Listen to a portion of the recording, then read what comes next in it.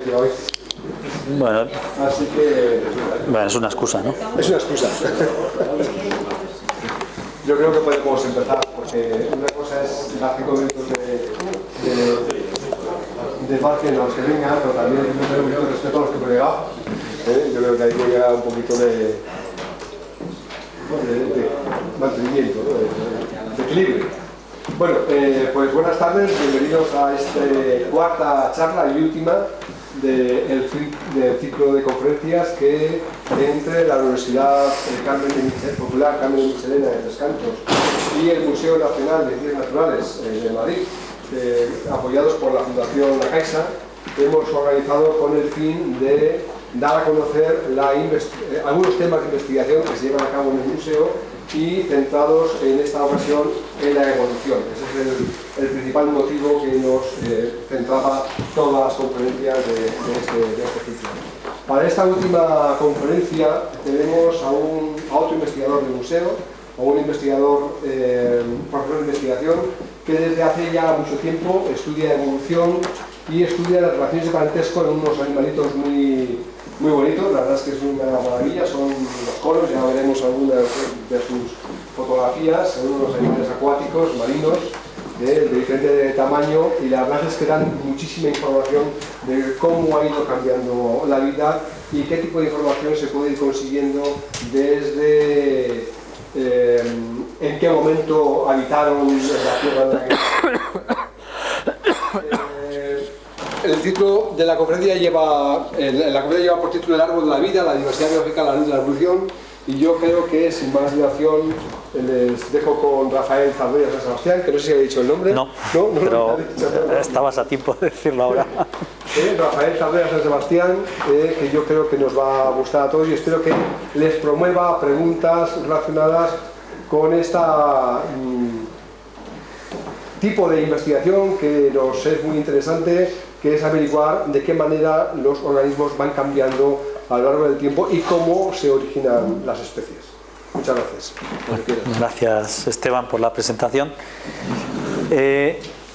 Yo quiero hablar de lo que hago, que es lo que sé, claro. Pero la charla la estructura un poco... a lo que me dedico es a establecer lo que ha dicho él, relaciones filogenéticas llamamos, que es de parentesco entre los diferentes organismos, que en conjunto, ahora explicaré un poco, forman el árbol de la vida. Y entonces eso a lo que me dedico, voy a explicar, he estructurado un poco la charla en una parte inicial más, digamos, teórica, explicando qué tiene interés hacer eso, el reconstruir un árbol de la vida, el conocer cómo están cada una de las especies relacionadas. Y el motivo principal que quiero que quede el mensaje es que el reconstruir un árbol filogenético no es en sí un fin, sino es el principio para poder entender la evolución de los organismos. Esa es la base. O sea, si no tenemos un árbol de la vida, un árbol filogenético a cualquier nivel. Cuando hablamos de árbol de la vida hablamos de todo el árbol en su conjunto, pero podemos hablar de un árbol concreto de plantas o un árbol de la familia de unos insectos. Todos estos árboles los necesitamos luego para interpretar una serie de datos que nos permiten entender cómo se generan las especies y cómo evolucionan. Entonces, eso es una primera parte, como marco teórico de lo que quiero hablar, y luego hay una segunda parte que ya hablo de lo que ha dicho Esteban, de un grupo concreto. He trabajado en otros, pero este es en el que trabajo actualmente y por eso es el que más cariño le tengo ahora mismo, que son los conos. Pero bueno, eso lo vamos viendo. Entonces, lo primero que quiero enseñar, para que nos hagamos una idea, es el número de especies que hay en la Tierra ahora mismo, que son exactamente las que conocemos, son 1,5 millones de especies, que son las catalogadas desde que Linneo, aunque la taxonomía viene desde Aristóteles, desde que Linneo... ¿Grito un poco más porque no se oye atrás o...? Se oye. Bien. Desde que Linneo establece lo que es la taxonomía seriamente de forma científica, hasta nuestros días, en 300 años hemos sido capaces de catalogar 1,5 millones de especies, de las cuales ahí en la diapositiva lo que se ve están las especies, los grupos de especies dimensionados en función del total de especies con respecto a las que habitan la Tierra. Entonces veis, por ejemplo, hay un escarabajo volador muy grande, porque del 1,5 millones de especies catalogadas en la actualidad, 1 millón son de insectos. O sea que la diversidad no es homogénea. Hay un montón de insectos y otras cosas. Pero la Tierra es de los insectos, realmente. Pero la otra cifra que viene ahí es que conocemos 1,5 millones, pero creemos que al menos hay 8-9 millones de especies habitando ahora mismo la Tierra. Y muchos de los retos que tenemos los taxónomos es cómo acelerar el inventario de especies para conseguir pasar, si en 300 años hemos hecho 1,5 millones, con las nuevas tecnologías, cómo conseguir acelerar esa catalogación para llegar a todos esos millones, y hacerlo teniendo en cuenta además que ahora se extinguen muy deprisa por el calentamiento global, por el efecto del hombre sobre la destrucción de hábitats, etcétera. Pues tenemos ahí un problema gordo de cómo llegar a eso. Pero además hay que tener en cuenta que esos aproximadamente 9 millones de especies en realidad constituyen solo un 1% de todas las especies que han habitado el planeta Tierra desde que hay vida en él. El 99% están extintas debido a diversas, a lo largo del tiempo ha habido diversas extinciones masivas. La más conocida es la del Cretácico, cuando cae el meteorito en Yucatán y todos sabemos que desaparecen los dinosaurios.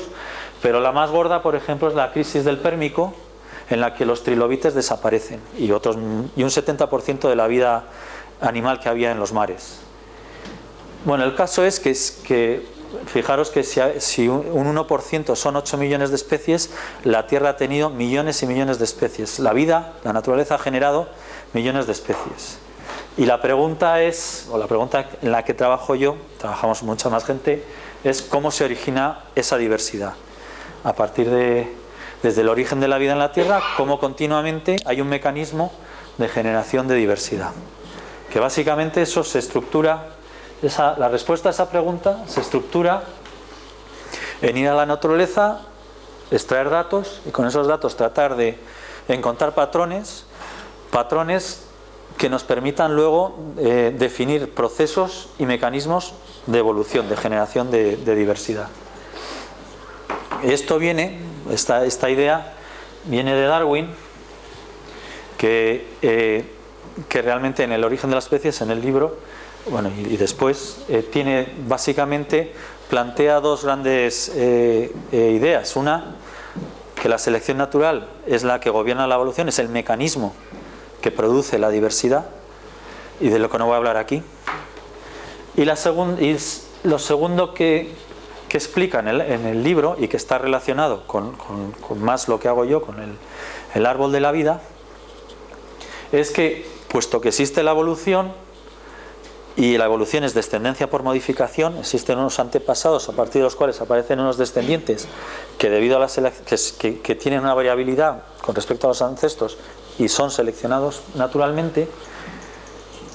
Esto lo que quiere decir es que todos los organismos que han habitado y habitan la Tierra están relacionados entre sí de forma jerárquica.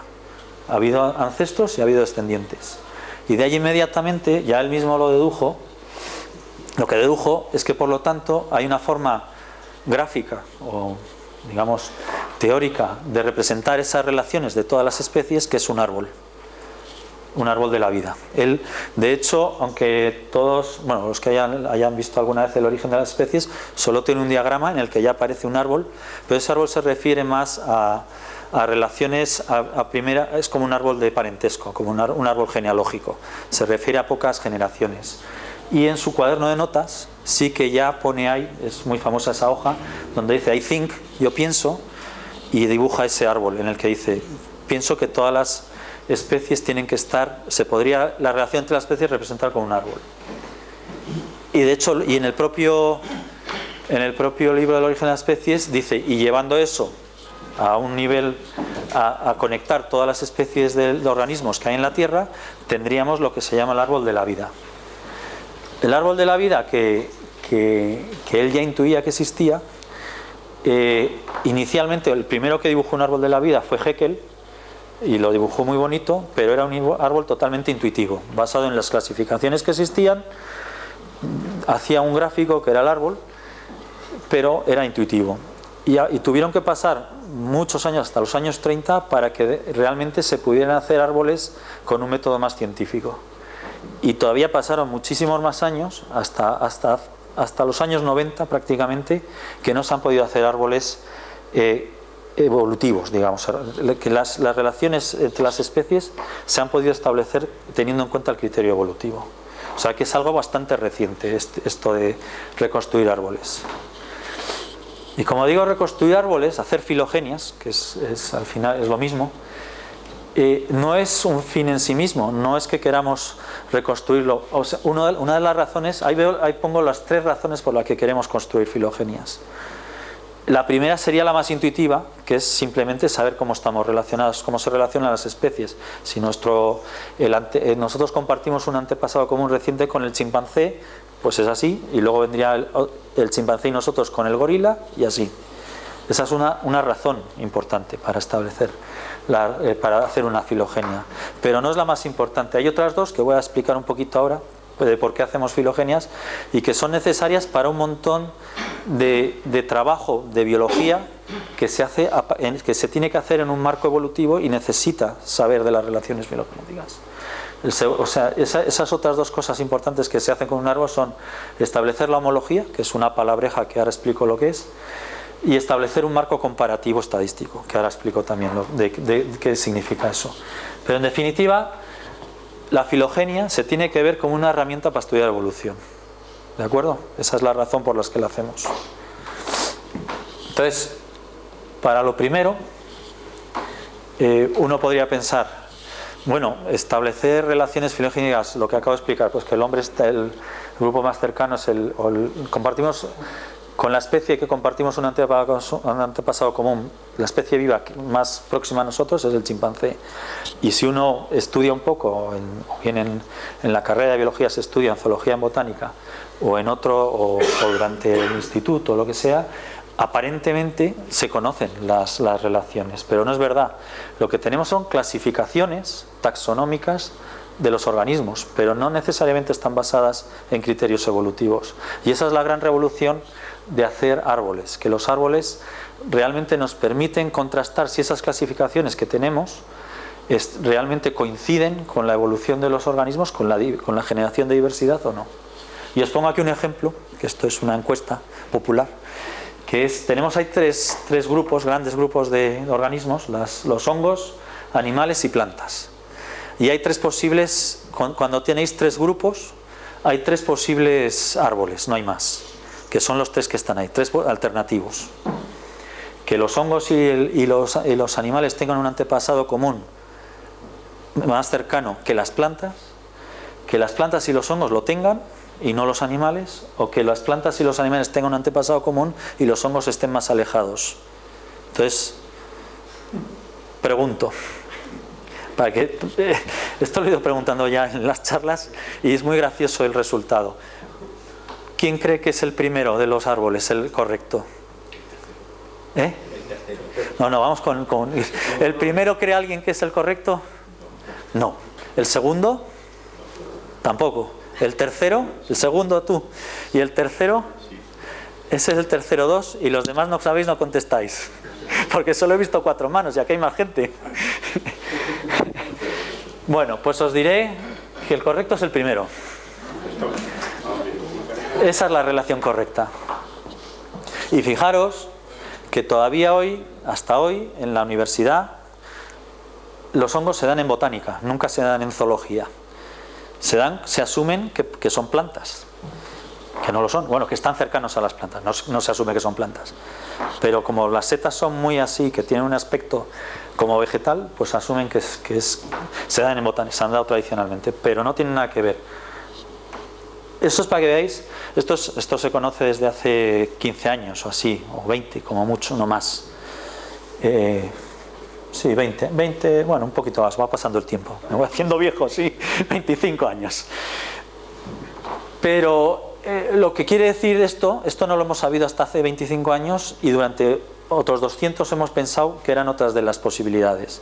O sea, que veáis que el hecho de buscar relaciones filogenéticas es un campo muy activo porque no está tan claro. Muchas de las cosas que creíamos que eran de una manera no lo son. ¿Y por qué pasa eso? Pues pasa por un segundo motivo por el que tenemos que hacer filogenias, y es el concepto de homología. Cuando nosotros se han hecho los árboles hasta ahora, hasta hace 20 años, se hacían comparando la morfología de las especies. Entonces, comparando sobre todo la morfología externa. O bien, a veces también siguiendo el desarrollo embrionario y viendo si había patrones comunes que te permitían establecer que una serie de especies estaban más cercanas entre sí que otras. Eso tiene un problema, y es que esas comparaciones lo que comparan es la similitud, pero la similitud global. Y la homología es un concepto que indica similitud por descendencia a partir de un antepasado común. Es solo la similitud que tienes con otro organismo porque compartís un antepasado. Ahora me diréis, pero es que hay otro tipo de similitud. Pues sí la hay. Esa es una. Y la otra es la similitud que un organismo tiene con otro simplemente porque está adaptado a un medio parecido. ¿De acuerdo? Ahí tenéis un ejemplo del erizo, el erizo común de por aquí, de los bosques de por aquí, también está en Norteamérica, en todo el hemisferio norte. Y el tenrec es un mamífero que está en la isla de Madagascar. Pues lo veis, y alguien que no sepa de esto dice, pues esto es lo mismo. Bueno, pues no tienen nada que ver, no tienen un origen común ni comparten un antepasado. Bueno, comparten un antepasado muy antiguo porque los dos son mamíferos, pero entre medio hay un montón de animales, como el elefante, que no tienen nada que ver. Hay antepasados, los elefantes tienen un antepasado común más cercano al tenrec que el otro. Entonces, la morfología, por adaptación al medio, nos puede llevar a grandes errores a la hora de establecer las relaciones. Y lo de abajo es lo mismo. ¿Veis una culebra? La cecilia es un anfibio que no conoceréis porque realmente está en los hemisferios sur, vive subterráneo y es muy desconocido. Pero vamos, la morfología que tiene es adaptada a la vida excavadora, subterránea. Igual que la culebra o igual que una lombriz. Todos tienden a perder las patas, a tener esa forma alargada, pierden los ojos, tienen una escamación fuerte en los cráneos para poder avanzar por la tierra. Todo eso es una adaptación a la vida subterránea y lleva a que se pierden, son más irreconocibles los caracteres de similitud por antepasado común, y lo que se ve es la adaptación. Y entonces establecer relaciones, eso es lo que se llama analogía, y establecer relaciones basadas en analogía te lleva hasta a relaciones que son inexactas. ¿De acuerdo? Y de hecho, hablando de ella, de una forma que es que esto lo digo mucho cuando oís en la televisión, que el homólogo del ministro francés, nuestro homólogo fue el homólogo tal, eso no es homólogo, eso es análogo. La palabra está mal utilizada, porque el ministro francés y el ministro español, los dos de Asuntos Exteriores, no tienen un ancestro común. ¿Vale? No suele ser el caso, vamos. Entonces son análogos en realidad, hacen funciones análogas en los dos países, no homólogas. Pero bueno, como la prensa ya se sabe, cuando pilla una cosa ya la usa para siempre. Esto se está grabando, ¿verdad? Bueno, dejémoslo ahí. Bueno, entonces, ¿cómo hemos solucionado eso? ¿Por qué digo desde hace 15, 20 años hemos conseguido dar un salto casi cuántico en esto? Porque ya no establecemos las relaciones basadas en la morfología, sino que las establecemos basadas en las secuencias de ADN. Lo que hacemos es tener en cuenta eso que pone ahí, que las mutaciones se acumulan cuando dos especies se separan en el tiempo, y ya son especies independientes, cada una de ellas acumula mutaciones, y esa acumulación de mutaciones es proporcional al tiempo. Es decir, que cuanto más cerca, o cuando dos especies compartan un ancestro común ya directamente, tendrán menos mutaciones que otra especie que se haya separado antes de la rama central del árbol. Por lo tanto, nos permite, cuando nosotros alineamos secuencias y vemos las mutaciones, contando esas mutaciones y viendo cuántas hay, podemos establecer las relaciones. Y esto es un proceso que se llama neutral, es decir, no está sujeto a selección, no está sujeto a adaptación en principio, porque los genes estos los que miramos no están sujetos. Con lo cual no tenemos el fenómeno de la convergencia adaptativa que produce las analogías, sino que los cambios que vemos en principio son homólogos todos. En principio digo, luego hay que arreglarlo porque no siempre es así. Pero la teoría es esa. La otra virtud que tienen las moléculas, bueno, dos virtudes más que tienen las secuencias de ADN, es que podemos hacer una comparación a lo largo de todos los organismos. Todos los organismos en la Tierra tienen ADN. Por lo tanto, podemos sacar secuencias de todos los organismos y compararlas. Cuando hacíamos estudios con morfología, comparar la morfología de un orangután y de una bacteria es imposible, directamente.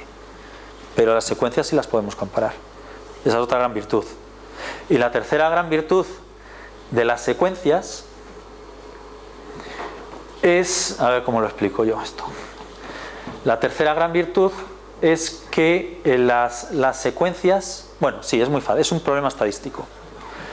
Cuando sacamos caracteres morfológicos para comparar dos especies, a medida que se van separando cada vez se parecen menos. Llega un punto, o cuando estamos comparando cosas un poquito separadas, el número de caracteres fenotípicos que podemos comparar cada vez es menor.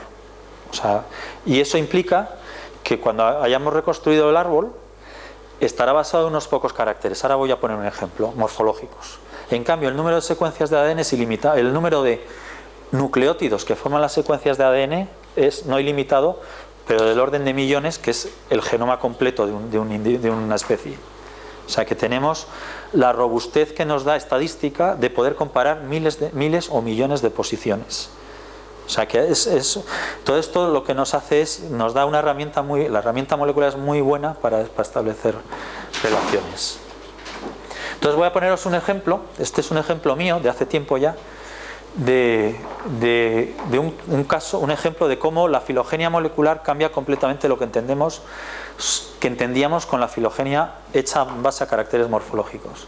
Estos son los amniotas. Los amniotas son los vertebrados terrestres, después de los anfibios, que inventan el huevo, y esto les permite aislar su reproducción del medio acuático. Los anfibios todavía dependen del medio acuático, pero al inventar el huevo con una cáscara cerrada, los amniotas ya no necesitan, son independientes del medio acuático. Y los amniotas clásicos, los tres grandes grupos clásicos son los mamíferos, luego lo que eran los reptiles y las aves. Hoy en día todo el mundo, otro de los cambios que ha habido, pero que no os voy a hablar de él ahora, es que las aves se consideran un grupo distinto de los reptiles, pero en realidad son unos reptiles avanzados, son dinosaurios con plumas y que vuelan. Entonces son en realidad reptiles. Es un cambio pero ese cambio no es debido a filogenias moleculares, sino a ver bien el registro fósil y entenderlo. Bueno, pero aquí el tema del que quiero hablar en este concreto es el tema de las tortugas. La clasificación de los amniotas se basa en realidad en un único carácter, que era muy bueno, pero un único carácter, que es ese agujero que se ve ahí en los mamíferos. Eso se llama la fosa temporal, que es básicamente un agujero en el cráneo. Bueno, todos los mamíferos tenemos ese agujero, tenemos una pequeña, es cóncavo nuestro cráneo, es lo que se llama la fosa temporal. Las tortugas no tienen agujero y el resto de reptiles y las aves tienen dos agujeros. En diversas formas, hay que hacer un análisis de anatomía comparada, pero se encuentran esos dos agujeros. Y esa es la clasificación tradicional. En función de esos agujeros, o de la existencia de agujeros o no existencia, se ha pensado siempre que las tortugas eran los reptiles más antiguos, más primitivos. Porque en el registro fósil se ve que los reptiles más antiguos no tienen agujeros en el cráneo. Y por lo tanto se pensaba que las tortugas eran unos supervivientes de especies antiguas y retenían ese carácter de la ausencia de agujeros. Y esto que se ve, os pongo ahí esa referencia de Wikipedia porque está puesto en Wikipedia y en muchos libros de texto sigue estando esta relación. Pues no es verdad, es incorrecta completamente. Cuando hacemos la filogenia molecular, recordar que esa está basada en un único carácter, presencia o ausencia de agujeros, y en cambio las filogenias moleculares están basadas en miles o millones de caracteres, de mutaciones en el ADN. Este es el árbol que se recupera. Así como el otro no tiene medidas de robustez estadística, este ya tiene medidas, esos numeritos encima de los nodos del árbol son medidas de robustez estadística porque el tener miles de posiciones nos permite hacer un análisis estadístico. Y lo que se ve ahí es, si vais a donde pone tortugas, veis que las tortugas no están en la base de los reptiles, sino que aparecen cercanas a las aves y cocodrilos. Han pasado de ser el reptil más primitivo, más antiguo, a realmente ser un reptil muy moderno, realmente. Está muy cerca de aves y de cocodrilos, que serían los reptiles más modernos.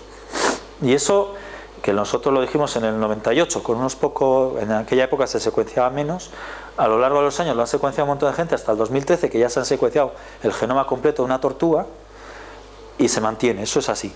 O sea, estas son las relaciones reales. Y claro, esto, ¿por qué tiene interés que las tortugas? Bueno, el primer interés es que van ahí.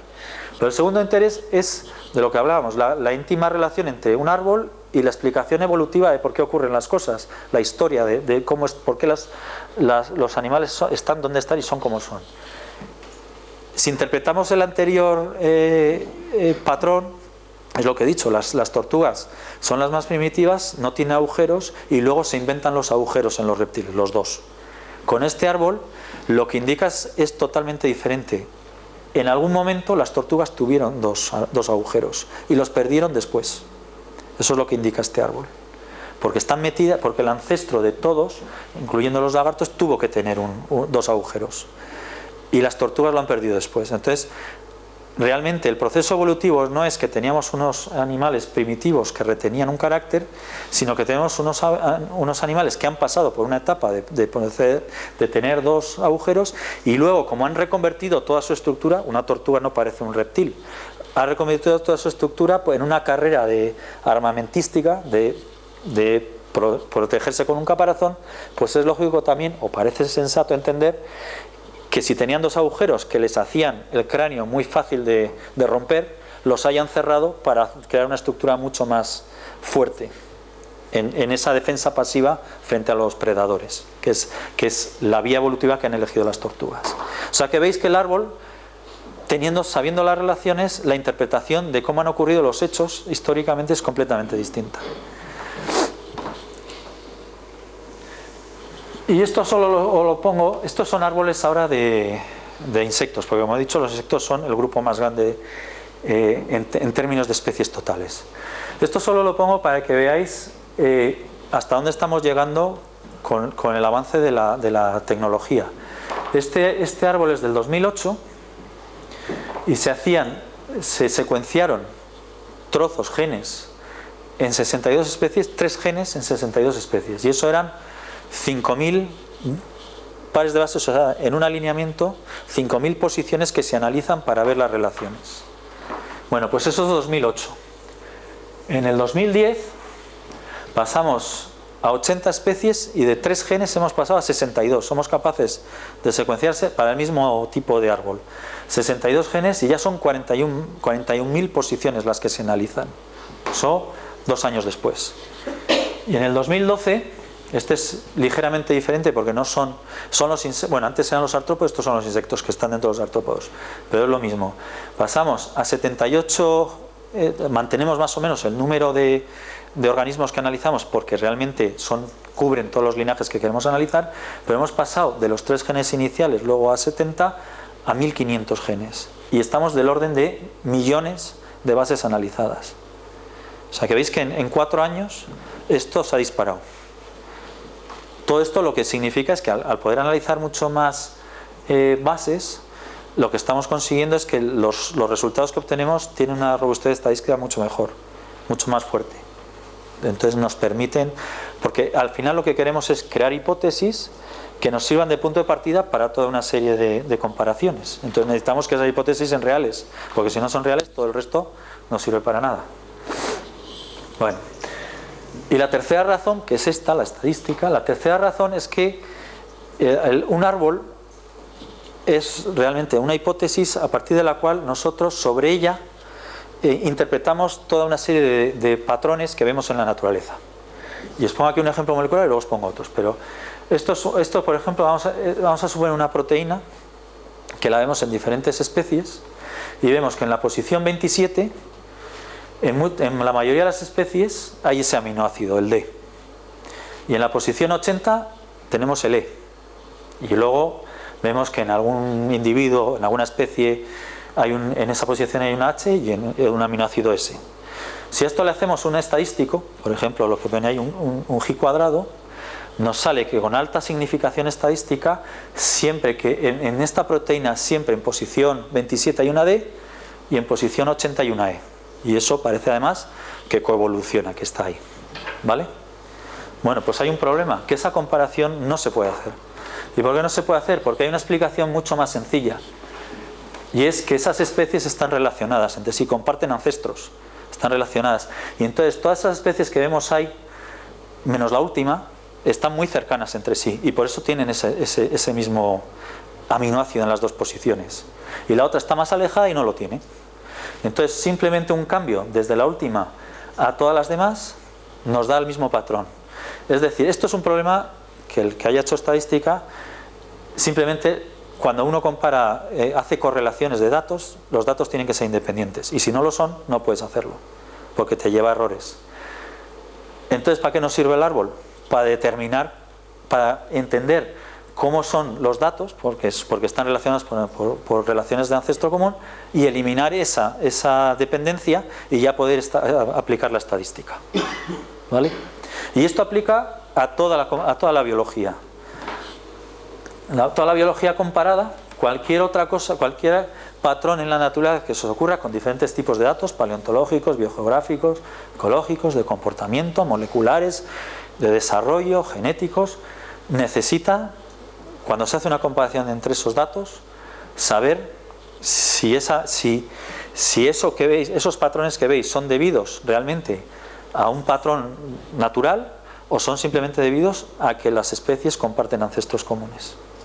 Y eso solo lo sabéis haciendo el árbol. Y os pongo aquí. Entonces, con ese tipo, por ejemplo, aquí os pongo un ejemplo simplemente de cómo un patrón, que esto es un trabajo mío de hace tiempo, en el que queríamos ver, estos son los betas, que son unos pececitos de acuario, que tienen la gracia de que se pegan, los machos se pegan, son muy espectaculares porque se pegan, pero bien pegados. Entonces, tienen dos tipos de cuidado de los huevos. Los de abajo, el rojo que veis ahí, lo que hacen es lo que se llama unos nidos de burbujas y meten ahí los huevos y los dejan ahí. Y los de arriba, otras especies dentro de los beta, el beta es un género y tiene varias especies, lo que hacen es meterse los huevos en la boca y tienen un cuidado, los huevos los crían en la boca, los protegen de los predadores teniéndolos en la boca. Y aparentemente es un tipo de comportamiento mucho más elaborado. Y uno podría pensar, la pregunta que nos hacíamos cuando hacíamos este trabajo es, bueno, como es un comportamiento tan elaborado, ¿cuántas veces ha surgido? ¿Habrá surgido una vez en la evolución dentro del género? Y todas las especies que lo tienen deberán compartir un ancestro común. Bueno, pues la respuesta, o la alternativa, que es que no. Y la respuesta es que no. La respuesta es, nos sirve el árbol para decir que no, que los que están en colorín negro en el árbol son los que hacen el cuidado en burbujas, y los que están en gris, el cuidado en la boca. Veis que el gris están entremezclados. Lo que quiere decir es que dentro del grupo se han inventado varias veces el cuidado en la boca frente a un ancestro que tenía un cuidado normal. ¿Vale? O sea que incluso, en este caso, un comportamiento complejo se puede inventar muchas veces. Y eso se puede solo testar haciendo árboles. Eso mismo se puede usar con otras herramientas para testar cómo aquí, por ejemplo, estamos mezclando árboles con información de GIS, de Google, para ver cómo se han ido colonizando islas. Entonces eso se mapea la información geográfica sobre el árbol y se entiende cómo la dispersión de especies ha ido colonizando diferentes islas. O sea que veis que esto tiene muchas aplicaciones. Y bueno, y ahí paro un poco en la parte teórica y ya vamos con la parte más, el ejemplo en el que trabajo yo, que básicamente lo que quiero enseñaros es, tenemos un grupo en el que queremos tratar de entender cómo se ha generado la diversidad, reconstruimos el árbol y sobre ese árbol empezamos a incorporar toda la información que tenemos externa al árbol para entender cómo se ha producido la evolución. Y para entender simplemente esta posibilidad es entender que como la evolución es un fenómeno gradual, realmente no es tan sencillo, no se observa en el día a día realmente. Entonces, hay dos formas de, digamos, fáciles de emprender un estudio evolutivo. Una es realizar selección artificial, no depender de la selección natural, que por ejemplo es todo el tema de la domesticación, que llevamos haciéndolo unos cuantos miles de años los hombres, y pasamos de un lobo a un perro, a muchas razas de perro, de un jabalí a varios tipos de cerdos, o de una rosa silvestre que tiene los 5 pétalos muy sencillitos a las formas complicadas que han hecho los jardineros, ¿no? Esa es una forma. La otra es utilizar organismos cuyo tiempo de generación es muy rápido, como los virus o las bacterias. Una bacteria en 20 minutos se ha replicado, de un individuo tenemos 2, y esto ocurre de forma exponencial, de tal manera que en una noche tenemos toda una población de bacterias, millones de bacterias. Podemos, esas bacterias que tenemos las podemos seleccionar con un antibiótico, ver cuáles resisten, cuáles no, y a partir de ahí hacer estudios evolutivos, ver qué mutaciones han ocurrido en sus genomas que son responsables de que sean capaces de resistir un antibiótico o no. O vemos que unas que resistían luego la pierden la resistencia, etcétera. Esa es una forma, pero como digo es selección artificial. La otra forma, ya selección natural, es encontrar algún tipo de modelo en la naturaleza que esté simplificado. Que no, porque como generar una especie requiere unos 5 millones de años, más o menos, de media. Entonces, o encontramos algún modelo en el que se generen más deprisa en la naturaleza, o si no, no podemos realmente ver cómo ocurre el proceso. Y ese modelo, ese sistema en el que ocurren las cosas de forma más sencilla son las islas oceánicas. Las islas oceánicas se crean a partir de un volcán en medio del océano, aisladas, y una vez que se enfría la lava, a partir de ahí tienen que llegar desde el continente la vida, colonizarla y a partir de ahí crear todo el ecosistema. Entonces, sabemos que en las islas, una isla oceánica son las Canarias o Hawái, sabemos que la flora y fauna que hay ahí desciende de unos pocos antepasados que vinieron del continente, sabemos dónde buscarlos. Además, las islas en general tienen un montón de la naturaleza es diversa, o sea que además de llegar pocos, generan rápidamente un montón de especies. Y además, como encuentran nichos vacíos, rápidamente se adaptan, generan ecológicamente, tienen una gran diversidad. Con lo cual tenemos todas las piezas necesarias para estudiar evolución. Y otro dato importante que tenemos en las islas es que, como digo, se han generado a partir de conos volcánicos. Cuando van los geólogos por allí, miran los estratos y sabemos la edad exacta de las islas, más con una pequeña varianza. Por lo tanto, sabemos exactamente, podemos contar, hay islas más jóvenes, islas más antiguas, podemos contar desde cuándo se ha estado trabajando la evolución ahí. O sea que tenemos toda una serie de pistas que nos ayudan mucho en la evolución, en estudiar la evolución. Bueno, pues el grupito de islas en el que trabajo yo concretamente es Cabo Verde. Estas son unas islas que están ahí enfrente de Dakar, a 400 kilómetros mar adentro, o sea, enfrente de Senegal. Pertenecían a Portugal, se independizaron en el año 75, 74, no me acuerdo bien. Pertenecen a la Macaronesia. La Macaronesia es la región biogeográfica que incluye también Canarias, Madeira, Azores y las Islas Salvajes, que son unas pequeñas. Tienen 10 islas mayores y unos cuantos islotes, y las islas realmente se agrupan en dos grupos, los veis, el de Salvo a Vista Mayo hasta Brava y el de Sao Nicolau hasta Sao Vicente. Esos son los dos grandes grupos, y en medio pasa una corriente marina.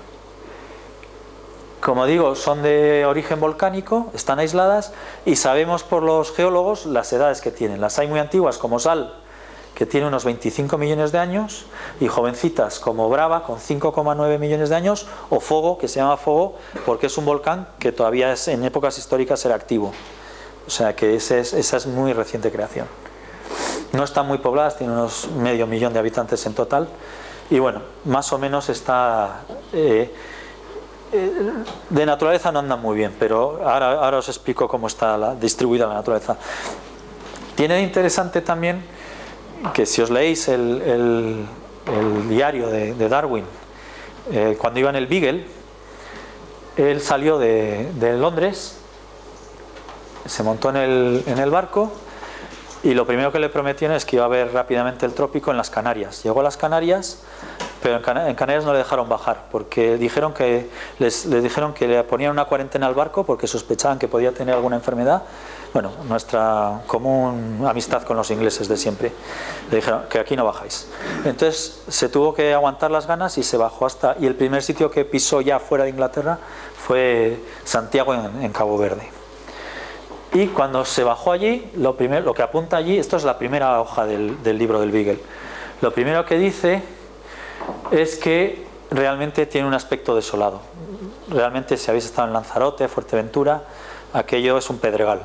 Entonces, para alguien que está buscando playas exóticas con palmeras y diversidad y todo eso, pues debió ser una desilusión. Esto se ve aquí. Esto es como son las islas. Hace 2 semanas vengo de Cabo Verde, porque la mejor época para ir a lo que voy a buscar los bichos que voy a buscar es Semana Santa hasta junio. Entonces acabo de venir de allí. Y de hecho alguna de estas fotos es de ahora. Esto es así, la verdad no parece un sitio muy interesante para estudiar naturaleza. Pero es que lo interesante, lo dice luego en la segunda línea que os pongo ahí, es que lo que se dedicó a observar eran los animales marinos. Realmente lo interesante, la diversidad, está bajo el agua. Ahí hay de todo, hay peces, os pongo peces porque son más espectaculares. Ahí no se ve muy... Bueno, hay una tortuga porque en Boavista, que es una de las islas mayores, hay uno de los pocos sitios donde nidifican las tortugas. Y luego ahí no se ve muy bien, pero hay un cono, que es lo que ahora veremos mejor, que es lo que trabajo yo. Los conos son caracoles marinos que tienen como gracia que son venenosos. La mayoría de los caracoles son como los marinos, son como los caracoles, como los vígaros, como los caracoles terrestres. Se dedican a raspar las algas que cubren las rocas y con eso comen. Pero estos no, estos han desarrollado, y eso lo hacen con sus dientes, que se llaman las rádulas en los caracoles. Pues estos los que han modificado completamente su rádula raspadora y la han convertido en un arpón, que se ve ahí. Y ese arpón lo que hacen ellos es tienen allí, no sé, a ver si me voy a acercar un momentito.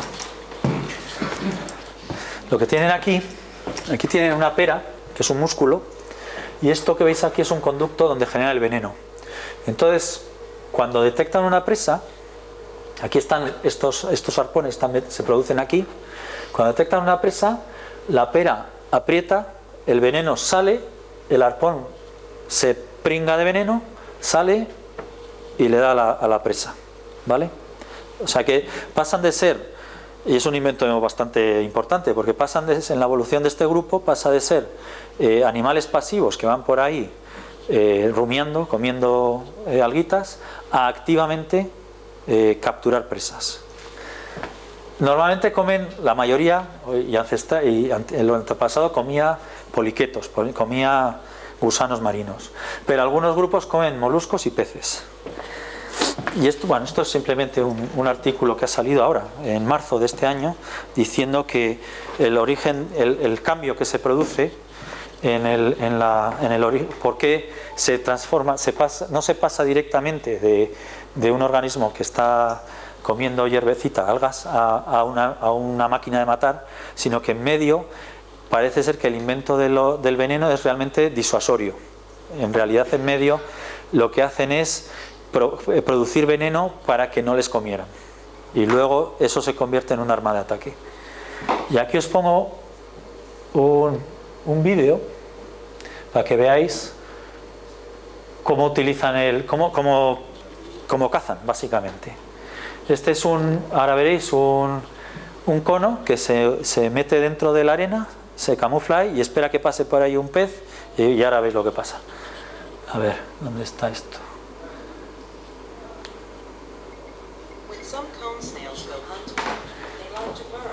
Bueno, se mete ahí y queda solo con el tubito, el sifón de respirar, ahí sacado. Y ahí pasa un gobi, eso es un pez alegre, y ya la dispara. La dispara un arpón, no se ve muy bien porque es muy rápido, pero la dispara un arpón y lo deja ahí. La toxina que le está lanzando es una toxina tipo tetánica, que le deja el músculo parado completamente y se muere por asfixia. Y ahora lo veis, lo está englobando y se lo come entero. Es tipo Alien, es una cosa así como muy gore. Pero lo he hecho corto para que tampoco aquí nos emocionemos. Pero veis, se lo está digiriendo entero. Lo coge entero y con eso tiene para un ratito.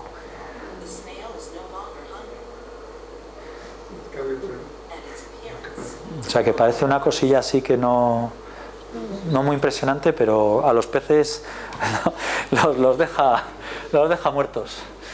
Bueno, pues a ver. Entonces, ¿qué son lo que han inventado? Son básicamente son unos péptidos de 20-30 aminoácidos que se llaman conotoxinas porque vienen de los conos y se dividen en varias familias en función de los puentes disulfuro es como se estructuran estos péptidos en estructura tridimensional. Y los puentes disulfuros son los que mantienen la estructura tridimensional. Y esos puentes son típicos de diferentes familias, que veis la alfa, la delta, la kappa, la mu y la omega. Y cada una está dirigida, es muy específica de un canal iónico, de canales de sodio, de potasio, que son los que están en la sinapsis del cerebro, produciendo la transmisión neuronal. Entonces, por eso son tan potentes y tan específicos, porque inactivan concretamente unos canales u otros, cada tipo de... El bicho produce todas estas familias, no unas u otras. Produce todas en diferentes proporciones según su estado y la presa que quiera coger. O esté defendiéndose o esté atacando. Y entonces, pues tiene su interés. Y tiene su interés, hoy os pongo una cajetita de Prialt, que es una farmacológica, una industria farmacéutica que sacó de uno de estos, de una omega conotoxina, sacó un medicamento que es un analgésico que tiene 1000 veces más potencia que la morfina y es mucho más específico. Y este es uno solo, todavía quedan por mirar. Cada especie, cada individuo puede tener 1000 conotoxinas mezcladas en un cóctel en su veneno. O sea que hay un potencial enorme, pero vamos, esto es otra charla diferente. No, estamos aquí con la evolución, no con hacerme rico yo, que no me voy a hacer. Bueno, entonces, ¿por qué me interesa a mí realmente los conos en Cabo Verde? Porque hay una gran variedad, se han generado un montón de especies, hay 50 especies endémicas, se han generado allí, que suponen un 10% de toda la diversidad mundial, que podría ser poco o mucho. La mayoría están en el Índico, realmente en el Indo-Pacífico, alrededor de Filipinas, por ahí hay muchas especies de conos, las más vistosas, pero la gracia es que aquí tenemos un 10% de todas las especies mundiales en tan solo 4.000 kilómetros cuadrados, en las 10 islas, con lo cual, y todas esas sabemos que se han generado a partir de muy pocos ancestros, muy pocos antepasados que vienen del continente, con lo cual podemos tratar de entender cómo se han generado todas estas especies en el tiempo. Entonces, para hacer esto, ¿cómo lo hacemos? Pues lo primero partimos de una información que tenemos de antes y de gente que ha ido por ahí antes y sabemos dónde están. Entonces definimos localidades en las islas donde tenemos que ir a muestrearlos. Vamos para allá, como he ido hace 2 semanas. Empezamos en aviones grandes, pero la cosa se va haciendo más pequeña a medida que vas pasando a islas más pequeñas, hasta llegar a aviones de hélice que a veces te planteas por qué estás haciendo aquello, porque aquello se mueve mucho. Y luego además tenemos que alquilar un todoterreno y meternos a lo largo de la costa y en estas islas normalmente hay una carretera central y a partir de ahí te buscas la vida. Y sueles acabar, aquí esta es una foto que ya he explicado, Esteban ya se lo sabe, que esta es una foto que veis esos 2 derrapajes porque se nos quedó el coche en la arena y no salía. Y la marea estaba subiendo y ya llegaba el motor. Y ya el conductor en un arranque, tuvimos que buscar, no había maderas ni nada, poniendo ahí lo que se nos ocurría. Bueno, al final conseguimos salir para adelante, porque si no hubiéramos tenido un pequeño problema. Bueno, con eso lo que hacemos es encontrar el sitio exacto que hemos visto previamente desde aquí, donde sabemos que tienen que estar, o donde ha dicho gente que estaba. Cuando llegamos allí hay un problema. El primero es si el mar nos acompaña. No, que el mar nos acompaña significa, primero, si hay una pleamar enorme y entonces para buscarlos tienes que bajarte 5 metros o 6 en profundidad, que a pulmón no se puede hacer, se puede hacer una vez, pero no continuamente. que no haya muchas olas, que aquello no sea una batidora y te esté venga a pegar y no puedas, porque normalmente los conos están debajo de piedras. O sea que la idea es, tú ves una piedra, bajas, la abres, miras a ver si está o no, la dejas otra vez la piedra con cuidado para que aquello no se disturbe mucho y subes. Pero claro, si aquello se está bamboleando, la ves un cono, te lleva a la ola hasta el quinto pino y vuelve a encontrar la roca. No puedes. Entonces tienes que tener un mar en calma. Y luego que haya visibilidad. Esto que veis aquí veis que normalmente hay veces que el mar está muy tranquilo, pero como está muy tranquilo, todas las algas están por ahí paradas y tampoco ves nada. Con lo cual, se tienen que dar las condiciones. Y una vez que sean las condiciones, nos ponemos ahí a hacer snorkeling, pero estamos 2 horas normalmente en una playa. Porque la primera hora, aunque sabemos que están ahí, es encontrarlos, porque la playa es grande y bueno, ellos tienen su carácter como todo el mundo y están en donde les parece. Y entonces tienes que dar vueltas, tú piensas, bueno, esto parece el hábitat adecuado, pero no están. Y tardas prácticamente 1 hora en encontrarlos. Una vez que los has encontrado, en otra hora ya consigues las muestras, que veis ahí, las tenemos, ahí veis las vas buscando en el fondo y las tenéis ahí, ya tenemos una buena colecta de conos. Y con esto, 2 horas, coger el coche e irse a otra playa. Esto tardamos, normalmente por día hacemos unas 4 playas, no nos da tiempo a más. 2 por la mañana y 2 por la tarde. Luego ya se va el sol y ya ahí no puedes hacer nada. Pero ahí no ha acabado la cosa, porque cuando ya has acabado todo eso, y en realidad nos mereceríamos un gran descanso, tenemos que procesar las muestras. Normalmente por día sacamos unos 100 individuos y en el hotel montamos ahí un chiringuito para disección. Sacamos el animal de la concha con cuidado. Esto es como cuando uno come vígaros, dependiendo del tamaño se dejan sacar o no, y hay que ensartarlos. Y luego además diseccionamos lo que os he enseñado antes, la pera con el conducto venenoso para separar las conotoxinas. Y esto, pues esto procesado por 100, pues te lleva, solemos acabar a la 1 de la noche. Y dejamos todo un poquito así sucio, que luego por las mañanas siempre, no sé por qué, aunque vamos en varias habitaciones, siempre tocan la mía. Y luego la bronca de la limpieza me cae siempre a mí. Dice, pero ¿cómo habéis dejado esto así? Bueno, no somos el turista típico. Y ven ahí cosas raras y dicen, ¿estos qué estarán haciendo? Pero bueno, suelo salir del paso.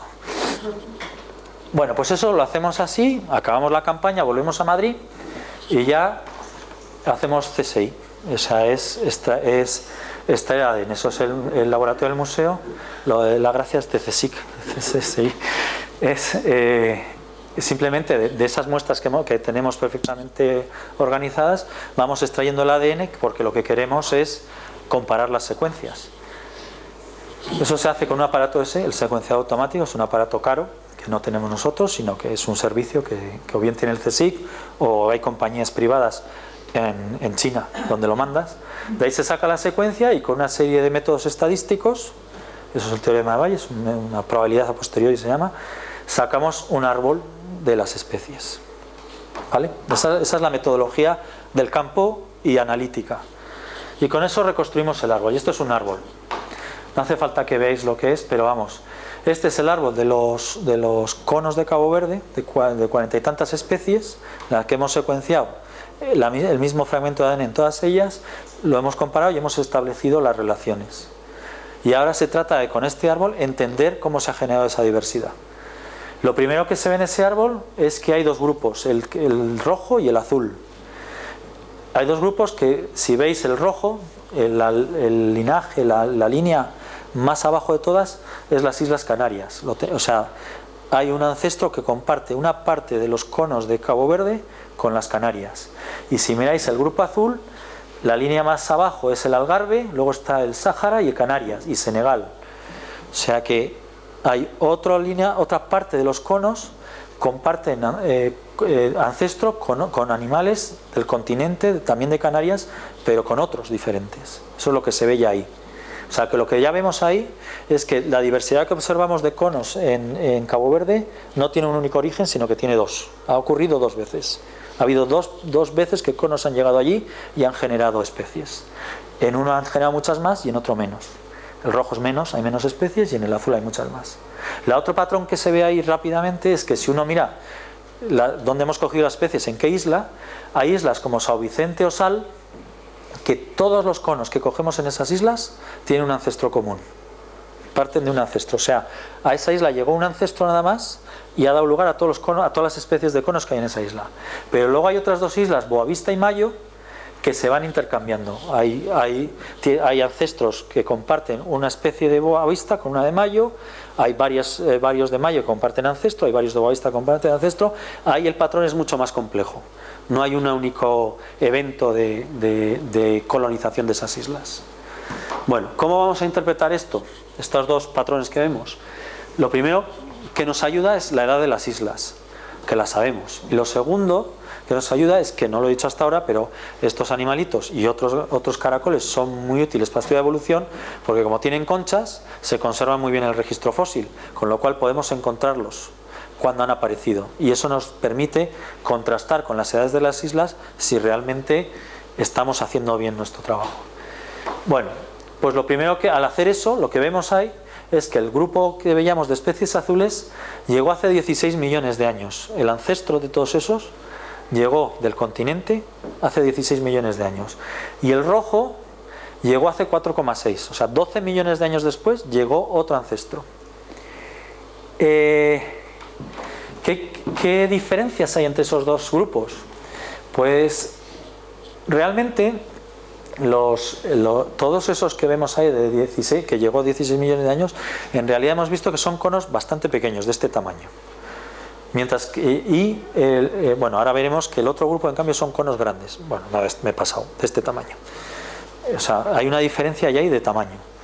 ¿Por qué hay muchas más especies en el grupo que llegó antes? Pues porque lleva más tiempo allí. Primero porque lleva más tiempo y segundo porque cuando llegó los hábitats de conos estaban vacíos, no había ningún cono antes, con lo cual ha podido ir llenando hábitats, llenando nichos de conos.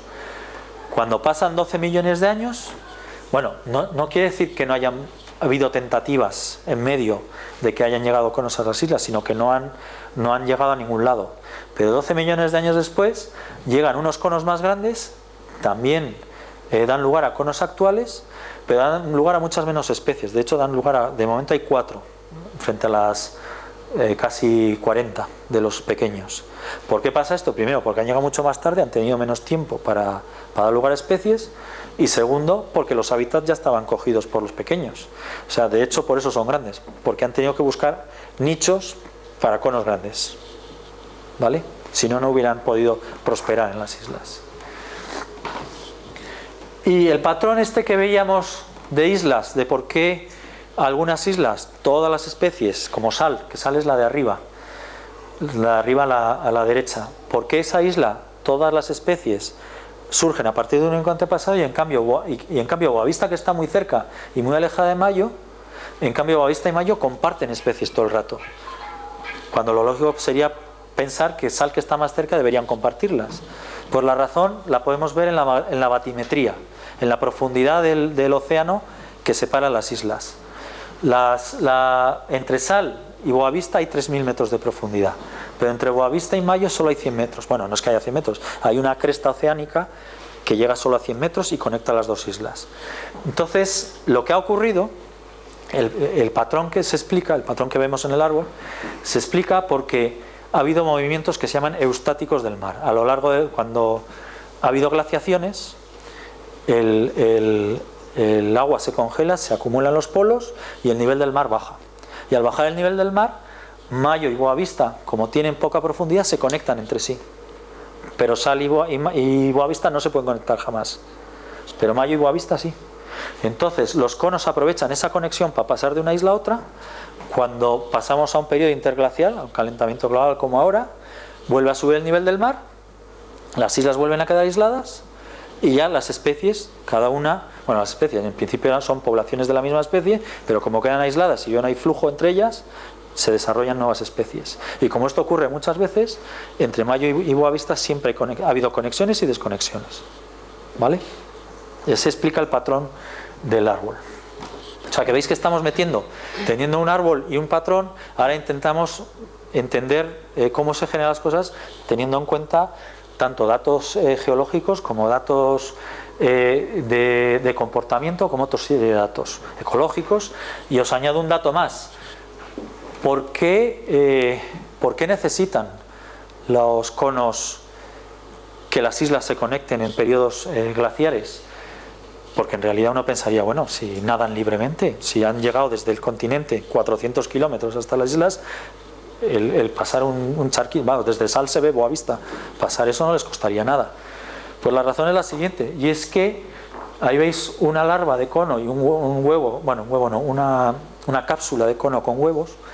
Esa larva es una larva planctónica, es una larva que se mueve libremente en el mar y come en el mar y aguanta muchos días en el mar. Pues esa larva la tienen las especies del continente, pero todas las especies de conos de Cabo Verde han perdido esa larva. Tienen una larva que carece no puede nadar en el mar y realmente cuando sale de la cápsula cae directamente donde está. Han perdido esa capacidad. Por lo tanto, todas las especies de conos de Cabo Verde tienen unas larvas que les impiden moverse realmente, dispersarse, y requieren continuidad de la costa para poder colonizar otras islas. Luego os dejo para que me preguntéis por qué pasa eso, porque en las islas de Cabo Verde pierden la capacidad, que aparentemente es una capacidad de una larva planctónica, parece una capacidad muy interesante. ¿Cómo puede ser que eso selectivamente tenga sentido? Bueno, ya acabo ya. Simplemente recordaros que están los conos grandes que han hecho, a los conos pequeños que han llegado, y hemos visto el patrón de que en unas islas todos descienden de un único antepasado, pero en otras no, en Boavista y Mayo no. Cuando vemos los conos grandes, en realidad hay descritas 4 especies, no ha dado tiempo a formar más. Pero cuando vamos realmente y muestreamos los individuos, las poblaciones de esas especies, vemos que hay una gran variedad de morfotipos, de morfologías, de colorines de la concha y de patrones. Realmente las poblaciones están ahora mismo especiando, están separadas, no han llegado a ser especies, pero se están en proceso de especiación. Si esto lo dejamos correr millones de años más, podremos tener muchas especies de conos grandes. Y lo que vemos, el patrón que se ve cuando hacemos el árbol y mapeamos otra vez las islas sobre el patrón, vemos de nuevo el mismo patrón. La isla de Sal vuelve a tener que todos los conos grandes son de la isla, tienen un antepasado común, y en cambio Mayo y Boavista se están mezclando continuamente. Bueno, pues esto permite responder de alguna manera a una pregunta que se hizo este señor, Stephen Jay Gould, que era si la evolución, no si la evolución, sino cuánto hay en la evolución de azar y cuánto está canalizado. Él lo vino a decir así, dice, si volviéramos la evolución ha ocurrido en el tiempo de una manera, tenemos lo que tenemos, y hubo un meteorito y desaparecieron los dinosaurios, y los mamíferos, que éramos nocturnos y pequeñitos, hemos diversificado y somos lo que somos. Pero la pregunta es, si volviéramos para atrás y volviéramos a empezar, llegaríamos ¿serían los mamíferos los que estarían ahora diversificados o sería otro grupo? Y él viene a decir que bueno, que la evolución tiene un componente de azar importante a lo largo de los millones de años. Pero la hipótesis no es contraria, sino complementaria, o otra con la que puede trabajar la naturaleza hoy. Es esta otra, el determinismo. Es que hay una serie de procesos y mecanismos evolutivos que tienen que ocurrir, y por lo tanto algunas serie de cosas están canalizadas, no se pueden simplemente cambiar. Y lo que os he enseñado en el caso biogeográfico de las islas de Cabo Verde con los conos va más por el determinismo. Los conos llegan hace 16 millones de años. Como han perdido la capacidad de moverse, tienen que esperar a que vengan los movimientos del mar, a que conecten las islas para moverse y dar lugar a nuevas especies. Y cuando llegan los grandes, 12 millones de años después, que parece una bobada, pero es un montón de millones de años, tienen que hacer exactamente lo mismo para especiarse. Vuelven a perder la capacidad de moverse y vuelven a tener que esperar a que las islas se conecten para moverse y para especiar. O sea que el mecanismo es el mismo antes y después. Hay una determinación en ese mecanismo, al menos biogeográfico. Y lo cual nos permite a nosotros, para nosotros es muy interesante porque lo que estamos trabajando es con experimentos evolutivos. Un experimento que empezó hace 16 millones de años y un segundo experimento que empezó hace 4. Y podemos encontrar patrones comunes y patrones divergentes en esos dos experimentos. Bueno, pues ya llevo 1 hora exacta. Solo deciros que cuando va bien las cosas, y de momento nos va bien siempre, siempre nos guardamos un día para divertirnos un poquito en Cabo Verde, porque tampoco nos gusta la ciencia, pero ya si vas hasta allí hay que visitar a las comunidades locales, comprarles un pescadito fresco recién cogido, mientras nos lo prepara la señora de abajo vamos a la playita y luego nos pegamos. Bueno, en este caso son langostas, que son más insípidas que las de aquí, ¿eh? Digo que las diseccionáis. También, ya que estamos puestos y tenemos bisturí, pues y nos las comemos. Y nada, y deciros que el Cabo Verde, por lo que se conoce, es por esta señora, que si tenéis la oportunidad de escucharla, Cesárea Évora, se murió ya hace 2 años o 3, pero es muy bonita la música criolla de allí. Y ya está, ya acabo. Muy bien, muchas gracias.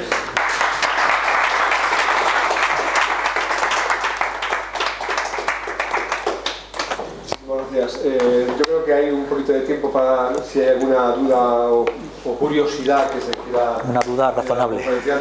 Y recordaros que tenéis también una encuesta que me gustaría que rellenarais antes de marcharos, la dejarais en vuestro sitio o me dejarais.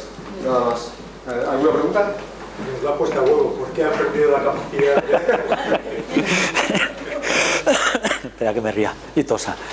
A ver, parece contraintuitivo, ¿no? Que lo que si uno está en el mar, lo que quiere es poder dispersarse bien y llegar cuanto más lejos mejor.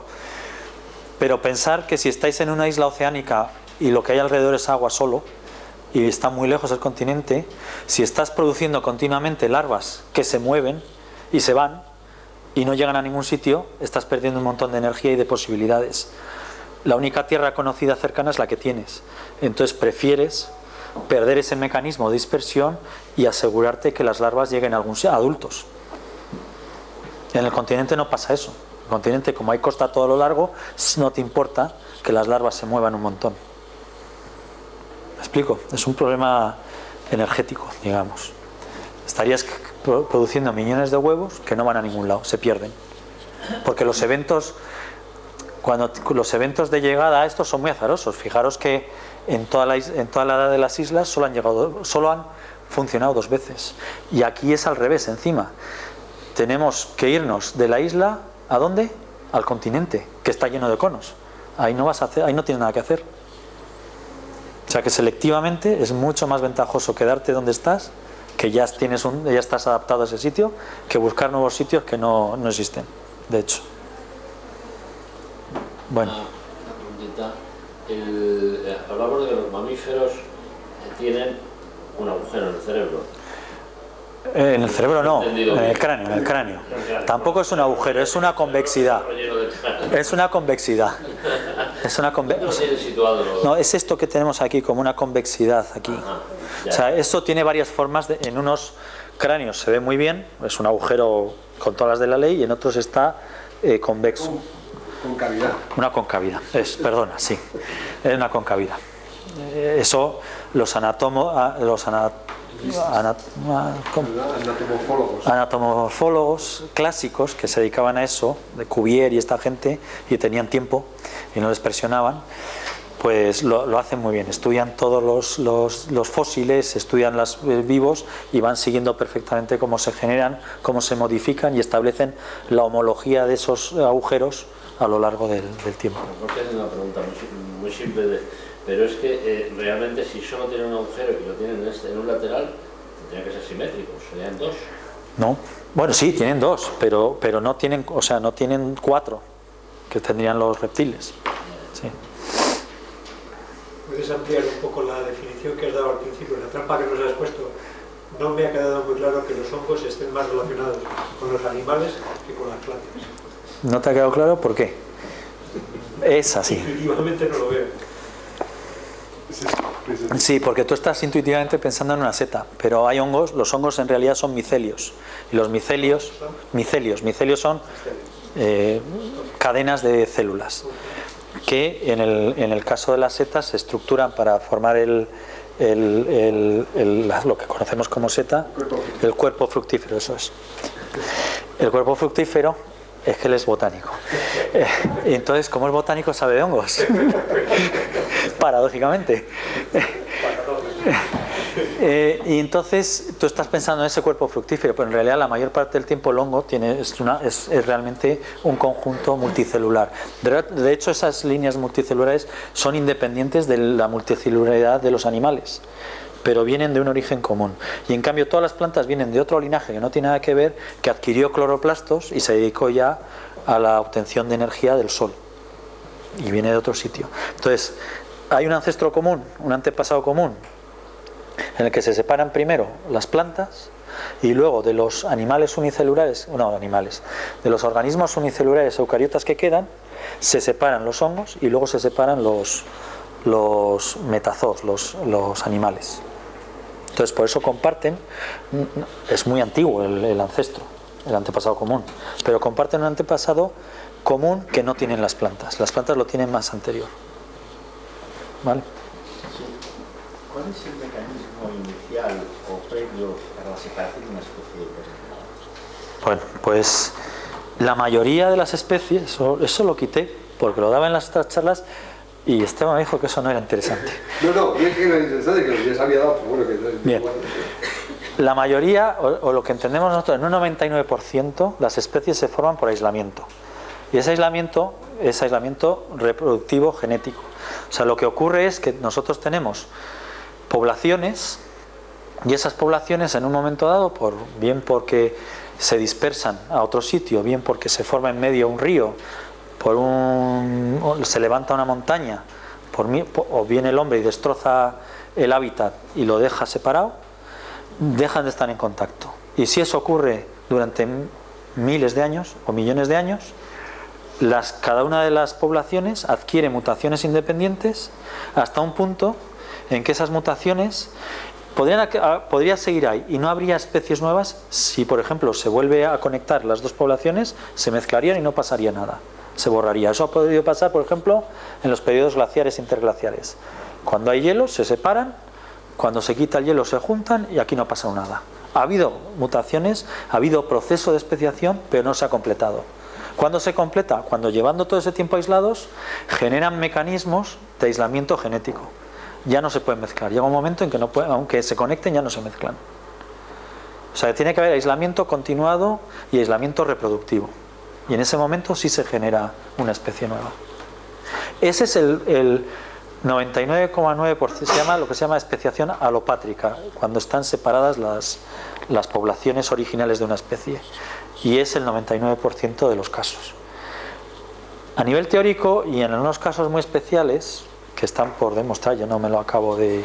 Pero bueno, está la especiación simpátrica, que es la especiación que ocurre sin que ocurra esa barrera geográfica o barrera natural.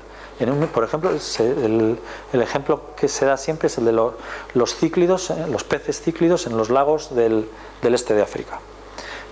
Tenemos peces, poblaciones de peces de una especie confinadas en un lago, y en ese mismo lago se generan las especies, en simpatría, no hay barreras. Pero eso es muy difícil de demostrar porque, por ejemplo, si tenemos una especie que tiende a estar en los bancos de arena y otra especie que tiende a estar en las rocas, dentro del mismo lago, ya estamos teniendo una distribución espacial. Por lo tanto, ya no es simpatría, es alopatría.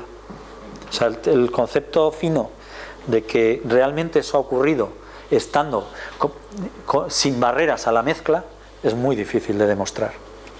Y en cualquier caso, y si se demuestra, solo se ha demostrado para un 1% de las especies. En todos los casos tiene que existir variación genética. Si no hay variación genética... Sí, la variación genética eso se está generando continuamente y es la base de la evolución.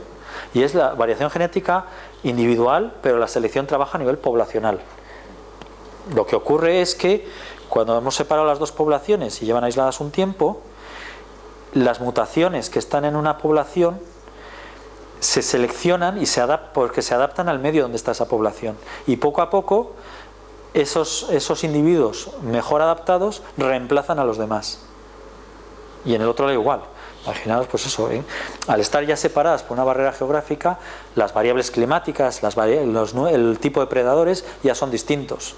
La selección natural sobre esas dos poblaciones es distinta. Y el mejor adaptado en cada caso reemplaza al resto de individuos. Bueno, ¿no? Y luego, esperas. No, yo quería saber si el veneno de los conos, si se lo inyectara, bueno, si se lo lanzaran a un hombre, ¿qué le pasaría? Pues lo puede matar, sí, sí. Ha habido muertes por dentro de esos 3 venenos, de esas 3 presas que tienen los conos, los apoliquetos, los anélidos, los moluscos y los peces. Los venenos más potentes son los de peces, los que matan peces. Esos son los únicos que nos pueden afectar. Son para presas más grandes, para vertebrados que se mueven mucho más y pueden matar. Lo que pasa que normalmente, realmente son accidentes. Cuando ha muerto alguien, ha muerto alguno o ha tenido problemas gordos, porque para esto no hay antitoxina como para las serpientes o algo así. Para esto no existe.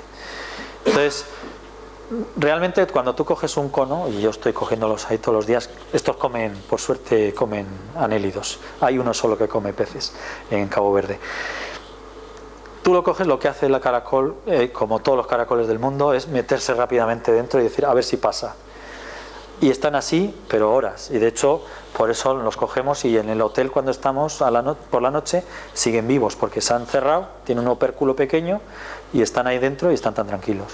Y realmente no sacan ahí arpones y te los lanzan como no hacen nada. Cuando ha ocurrido es por accidente, aquí vamos con trajes de buzo y tal, con guantes, cuando esto poneros en Filipinas, los que bajan ahí con el taparrabos se meten allí, sacan unos cuantos, se lo meten en el taparrabos y vuelven a por más.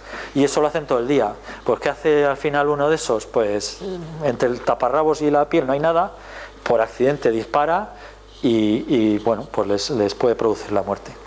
Sí, sí. La composición del cóctel, ya os he dicho que varía según el estado del animal, según lo que quiera hacer, según las presas. Y se ha visto que, bueno, pues como veis, diferentes conotoxinas hacen diferentes cosas. Hoy habéis visto un efecto tetánico, pero hay un efecto muy gracioso que es el efecto que llaman nirvana, que es que realmente lo que te lanza es hay una proporción de conotoxinas en el cóctel total que lo que te hace no es dejarte tetánico, o sea, sin poder mover músculos y por lo tanto morirte por no poder respirar, sino que te deja así como feliz, sí.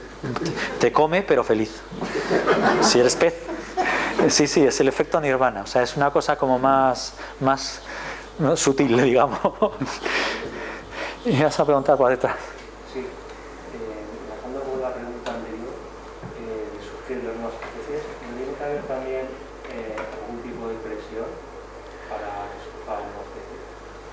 Bueno, la presión selectiva es la que actúa para seleccionar, pero no es un proceso en principio azaroso. Se están generando cambios, mutaciones que producen variedad.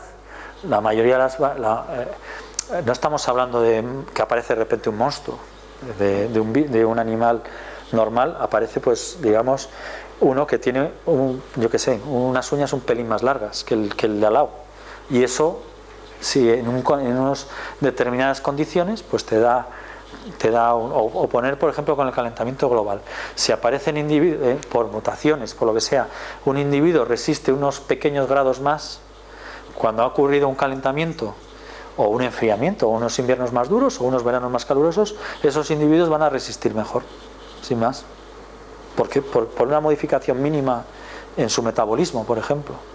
O sea, que eso ocurre de forma natural. Esa es se genera la variabilidad. Y luego viene la selección natural, que puede ser cambios climáticos, predadores, lo que se os ocurra, 1000 cosas. Hay selección sexual, que las hembras prefieran a un macho frente a otro, simplemente. Todo eso lleva a elegir dentro de toda la variabilidad disponible unos individuos concretos, los más aptos, como decía Darwin. Y eso luego tienes que dejarlo millones de años, claro, si no funciona. ¿Y cómo intuyen hacia dónde tienen que evolucionar con respecto a lo que vaya a pasar? No, ellos no. La selección, o sea, ellos mismos evolucionan. Tú generas variabilidad al azar en todas las direcciones. Y luego viene la selección, o sea, luego viene un cambio en el medio ambiente que elige. Aquí no hay una dirección en la evolución.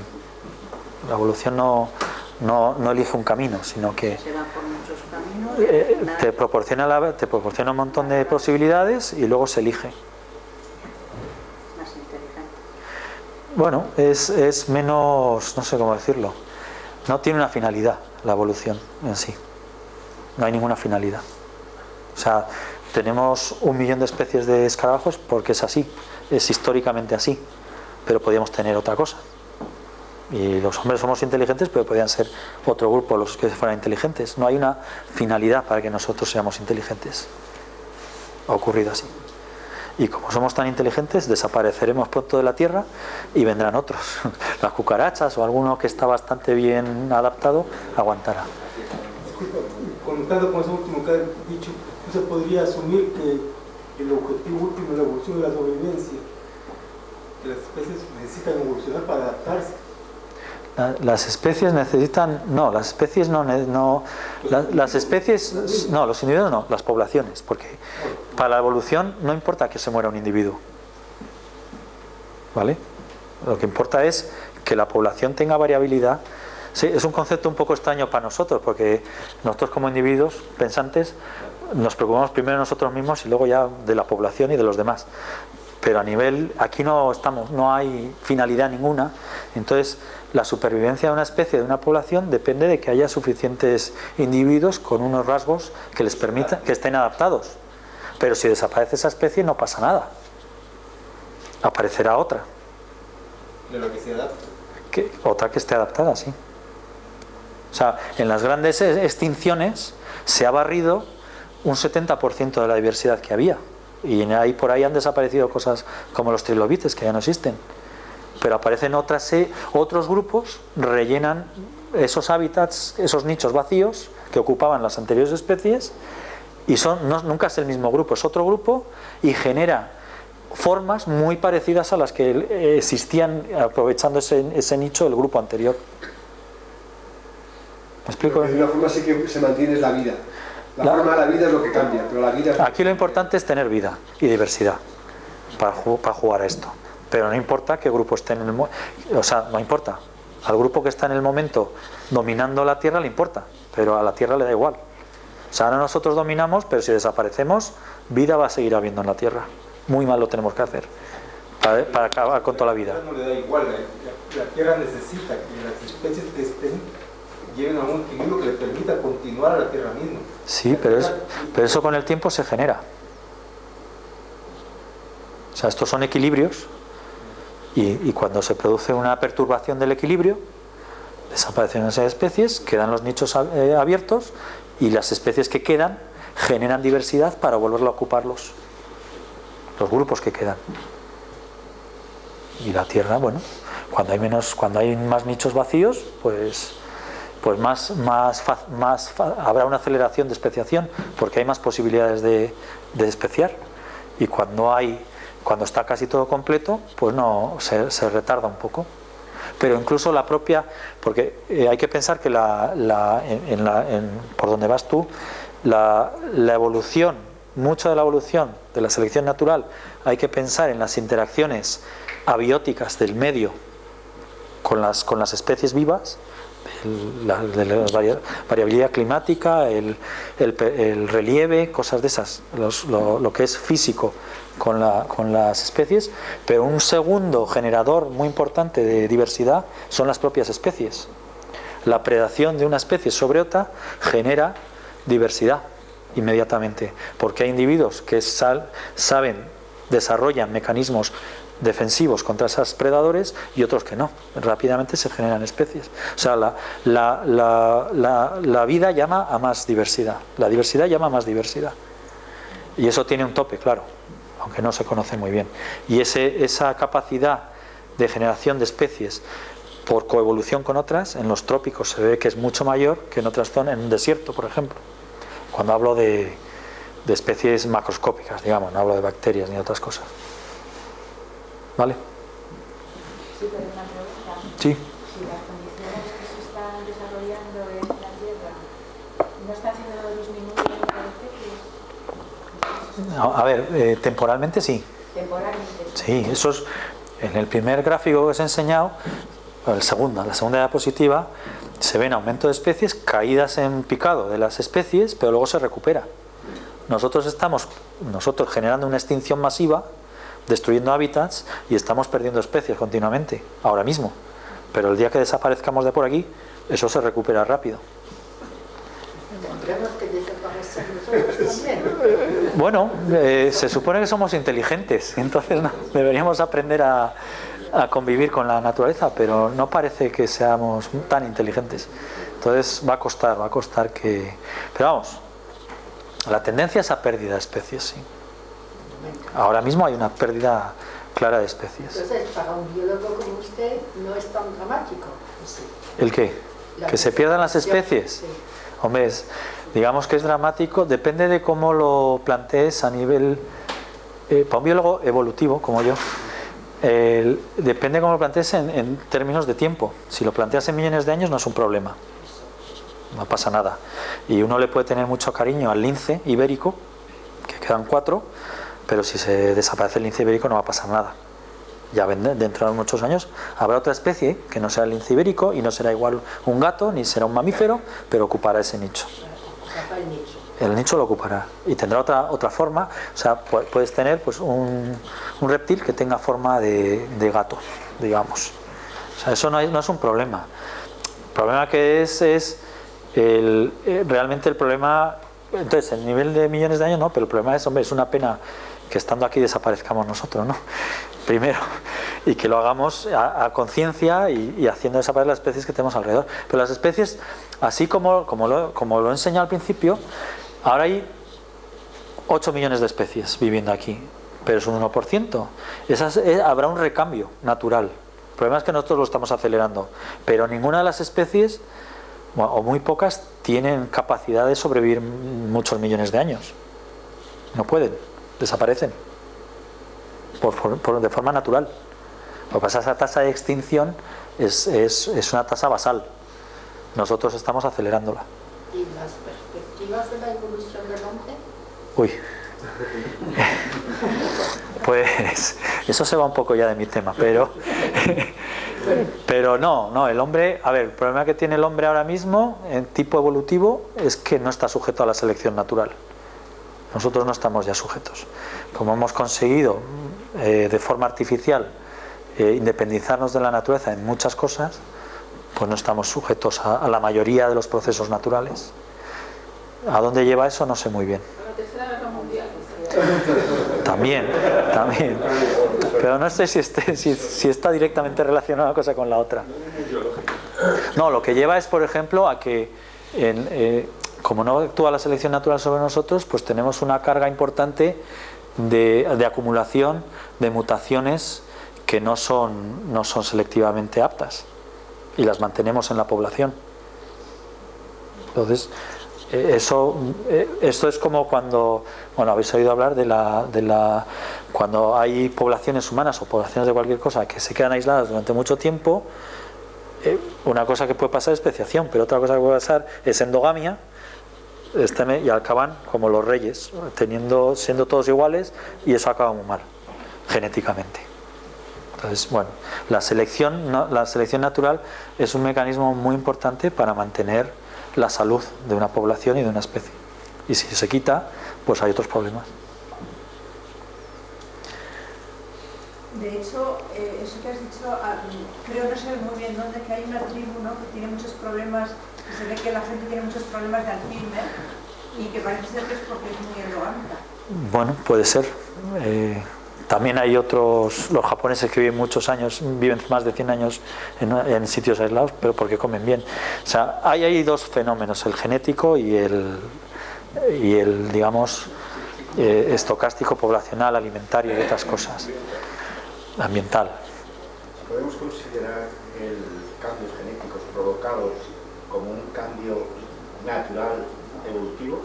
Es decir, si llega la genética a ser capaz de hacer cambios en nuestro ADN, sí, ¿eso se puede considerar como una evolución natural? No, sería selección, sería artificial. ¿Por qué? Sería artificial. ¿Nosotros no todo lo que hacemos es natural? No todo lo que hacemos es natural. Bueno, es una cuestión de definición. Un helicóptero no me parece algo natural, Lo hacemos nosotros, pero no sé, no... Somos naturaleza. Sí, pero no, lo que hacemos no tiene por qué ser natural. Somos naturaleza. Vivimos en la naturaleza lo que pensamos. Bueno, es un concepto, lo puedes llevar, estirar hasta ahí, pero yo no lo consideraría tan natural. Está la palabra artificial para eso. Hemos inventado la palabra artificial para definir esas otras cosas que hacemos que no hace la naturaleza. Sí. Como opuesto, no sé. Bueno, pues muchísimas gracias. Recuerden dejarme la encuesta encima de la mesa o de